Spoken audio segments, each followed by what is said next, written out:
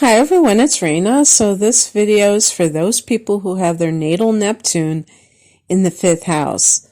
The fifth house is the house of pleasure, the house of enjoyment, and one of the big themes of the fifth house is love. But we love, in addition to loving other people, we love activities, and that's why the fifth house is the house of entertainment and hobbies. But when it comes to romantic attachments, the fifth house is when you are dating. It can be when you are having sex. The fifth house is more of casual sex, the sex that you engage in for pleasure, although it's also the house of conceiving children. So before I continue, I just want to give a shout out to the astrocodex.com, where I just brought this up so that I had like an organized, list of things to talk about.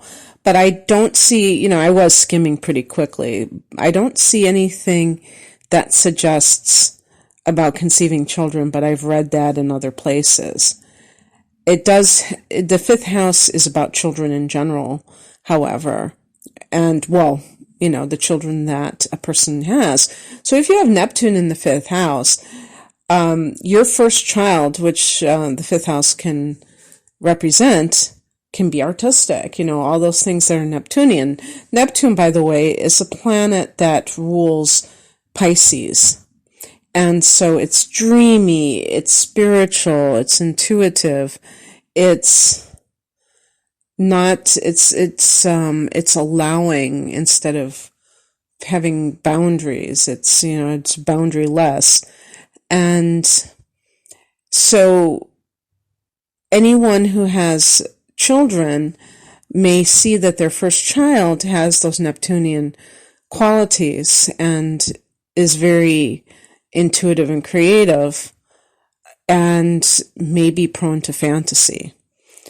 And in general, having Neptune in the fifth house can indicate that you have an appreciation for things that are not quite of this world, that are, so in other words, it's very compatible in this, I think you could say, that Neptune is in the fifth house because creativity is the hallmark of this house, because creativity springs from the imagination, the fantasy, or you can even say the spiritual dimension, and Neptune is all about all of those things.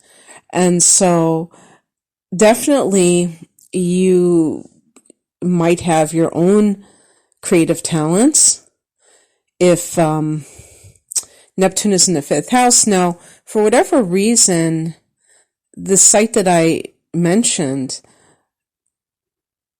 kind of singles out dancing. I don't know why they are talking about dancing particularly. I mean, it can be artistic, of course. And they say that they say that the woman, if it's a woman, her movements may be rather seductive and slow. And they said, one would literally observe the water waves flowing through such a person.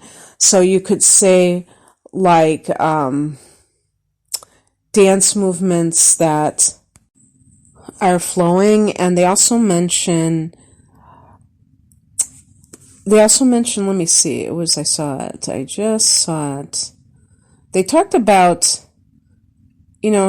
poetry and musical instruments, but any kind of art form. I mean, even being an actress, I could see her an actor, would be definitely in play here, because the theater is about assuming characters, and Neptune is about, and even the Pisces connection, being a chameleon and being able to create an illusion.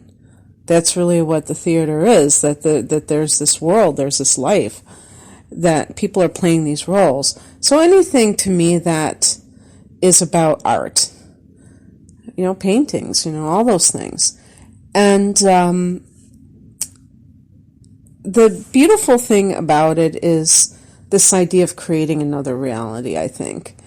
And to me, that's the ultimate understanding of what art is, that it transports us to a different place, that it's not supposed to be an extension of reality. It's supposed to kind of be an alternative to it.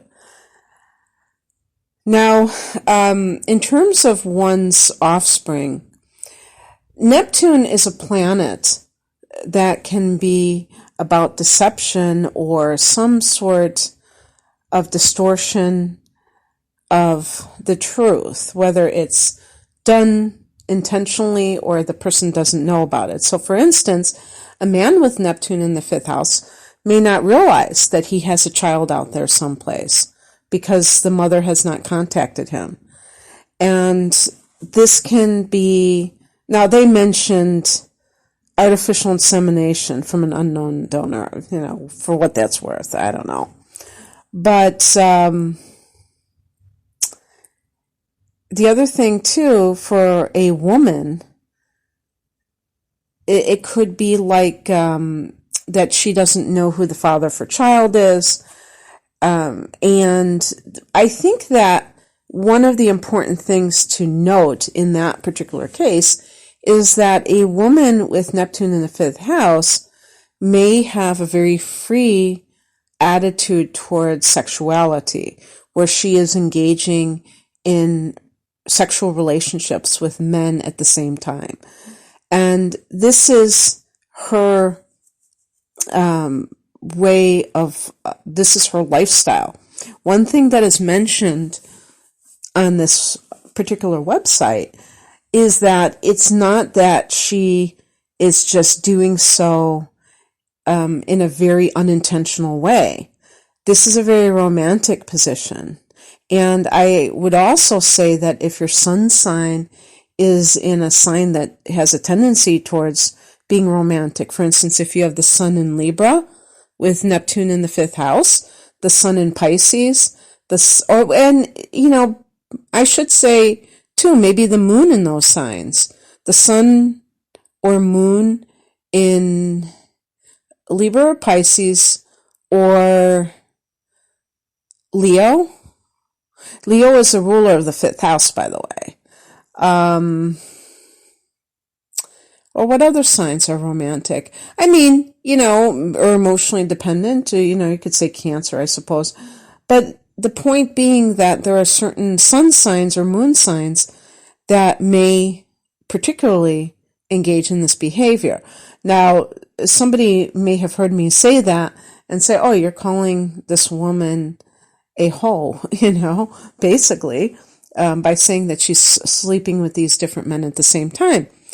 But there's I don't use terms like that because I think that's very sexist in the first place, but I also think that people, quote unquote, sleep around for different reasons. And in this particular case, it's not just about the sex. It's about the emotions that are connected to this person and how they relate to that other person. Or people is more like it, right? And so if you are a woman and you have Neptune in the 5th house, and maybe you have your sun or moon in Libra, you may be just a lover. And the more the merrier. Now, obviously, if you have a situation where you conceive a child but you don't know who the father is, that can make your life more complicated. So we don't have to even talk about it about religious morality as it pertains to this, but just being able to function in an effective way in life. So that's something to think about. But the other thing that is a big deal, and what I see in private readings when people have Neptune in the 5th house, is the tendency to fall in love with the wrong person. Now, on Astro Codex, they mention having hard angles from Neptune to different planets and stuff. I would say that it's one of those deals where it can be challenging regardless because of the nature of Neptune. And so because Neptune can be the deceiver, this person can get deceived in love and be a martyr to love. Okay, that Piscean connection where it's almost like they feel it's their duty to suffer in love. So it's very important for you to understand that love is not synonymous with suffering, because you may just take it for granted that it is. And if you have planets in Pisces, Sun, if you have the Sun, you might very well have Venus and Mars. If you have the Moon in Pisces, you may have witnessed your mother engaging in similar behavior and you're emulating it. So it's very important to understand that love is mutual, that it cannot be one-sided. It cannot be that you're just sacrificing yourself to it. Let me backtrack. I mean, I think that we can always love other people without expectations of them loving us. And that's all well and good as long as you are okay with that, just giving love to others. But I do also feel that we have to honor ourselves and honor what our needs are in the moment. And that includes when we're having one-on-one romantic relationships, that it is mutual, because you're bringing somebody into your life at a deep level and you want to know that they are going to also give you, that they're going to enhance your life, that it's not going to be something where somebody's depleting you continuously. So, having this placement can mean that you feel like you never get what you want, that you're always searching for that ideal relationship, because Neptune can create idealization, but over idealizing your life, or love, I should say specifically. And there has to be balance there. You have to hope for the best and want that, but by the same token, realize that you can't settle for less. So, you can hold out for something that is as good as it gets, but then realize that everything has flaws, that nothing is perfect. So in the type of relationships you may get into, there can be people who have a lot of problems, you know what I mean?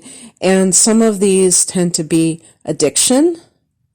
They can be, you could have pity on them because they have some kind of physical disability or even psychological disability.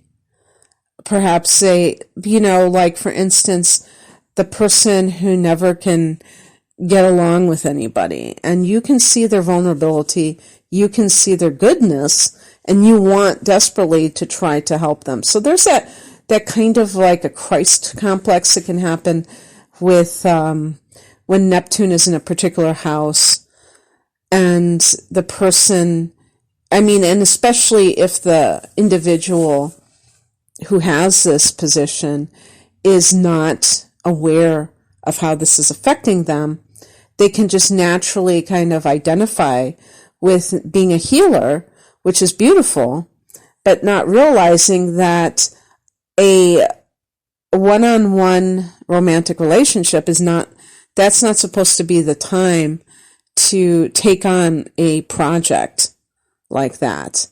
That's better suited for helping people, like as a volunteer or something like that, but not to get involved with people where you're trying to always take care of them like a caretaker, because that's not an equal relationship.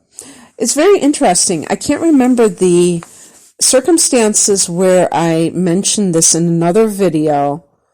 That was one of these. I think it was a planet in one of the houses, but I can't really recall all the details.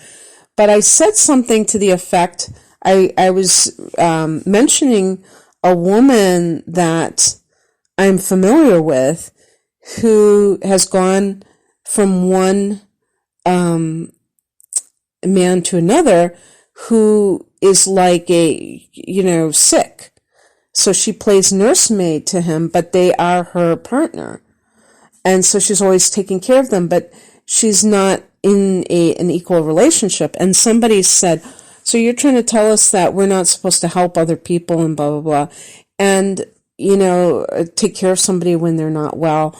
And that was like totally missing the point of what I was saying. So obviously, whoever that person was, they felt triggered by what I said, which, I can appreciate if they are in a similar situation, but that wasn't what I meant.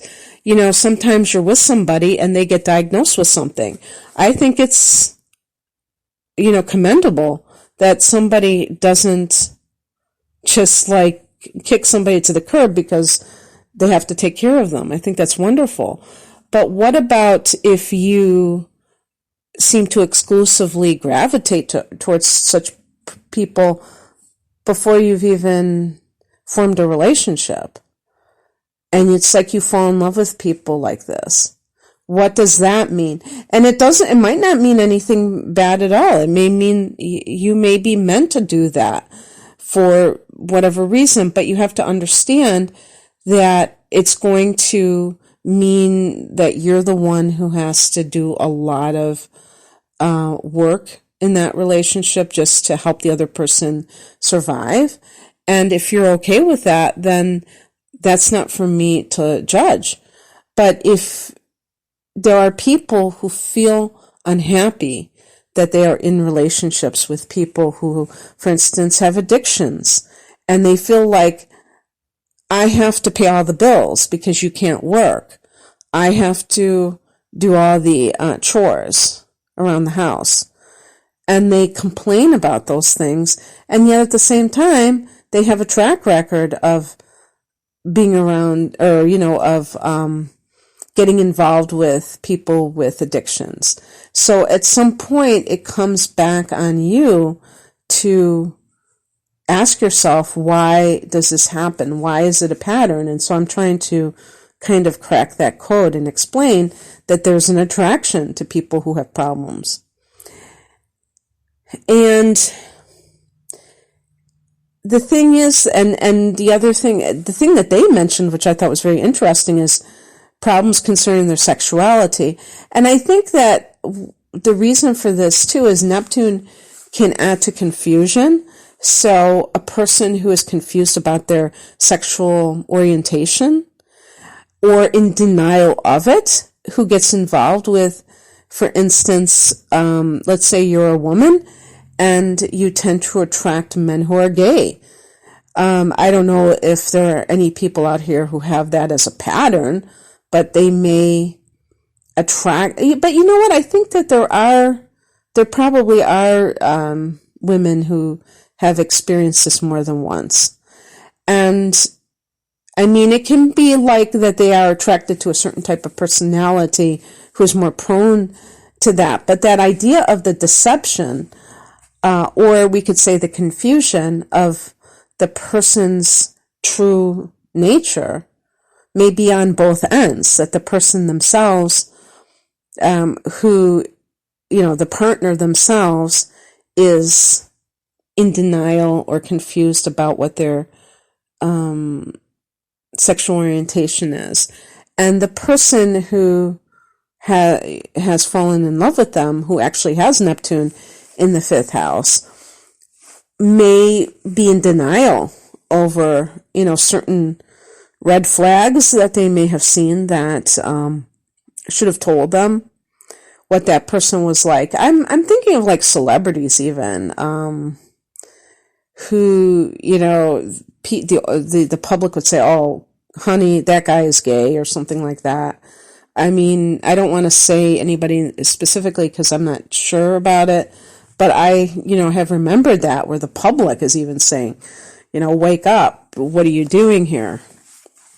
But anyway, so I found that very interesting, and that could be the case as well as just being somebody who attracts con artists in general, which is terrible too, because the person who is the con artist may see you as an easy mark because you're very easily bewitched, if you will, by your partner's charms, and you may believe them when they tell you something. I think of the Page of Cups in the tarot, and what happens is it ends up coming back to bite you in the butt, because that person, they have the ability to get inside of your head or to figure out what makes you tick and how they can best kind of dupe you. And depending, like, especially if you're a fire signs tend to be financially very generous. And out of all the signs, possibly some of the earth signs, even, I would say specifically Taurus, but even maybe a Capricorn or two. And what other sign? And for the water signs, Pisces, maybe the air sign Libra, tending to, financially, shower this person with generous, with gifts and things like that, and not even thinking twice about it. And then later on realizing what happened and how it just kind of came about that they were taken for a ride that way. So in any case, I think that this can be a very enchanting position. This can make somebody, totally intoxicated with love and beauty and all the things. And when I say beauty, I'm talking about artistic beauty and just anything that you do for pleasure. It has almost like a spiritual component to it where it can transport you into a different world. So going to the movies or going to the theater, whereas for some people it's just a pleasant little escape, for you it can be like this meditative, like the shamanic journey or something. And actually, I think that it can even have spiritual impact on your life, where you look back and say, I saw this movie or I went to see this band and that just was a turning point in my life. And you will hear famous musicians, for instance, who will talk about, something that they witnessed that was of an artistic nature and how it changed their life, how it impacted them so greatly. So this is very common, I think, for people who are artistic, because it's hard sometimes to get that encouragement to pursue your craft because of how the world is. The world is very much not really supportive of that way of living. So this can give you that inspiration. So anyway, I hope that you enjoy this. If you would like a personal reading, the link is below. Take care. Bye.